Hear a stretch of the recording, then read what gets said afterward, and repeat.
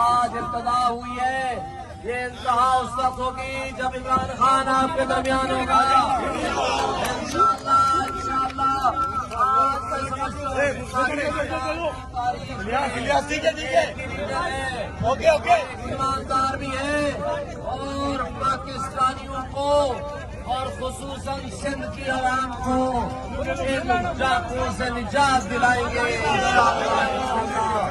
آپ جیسے بھائی، آپ جیسے نوجوان، آپ جیسے دوست آج اسلام جذبے کے ساتھ آئے ہیں ہمارا استقبال کرنے۔ ہم آپ کے ممنون ہیں، عمران خان بھی آپ کا ممنون ہے۔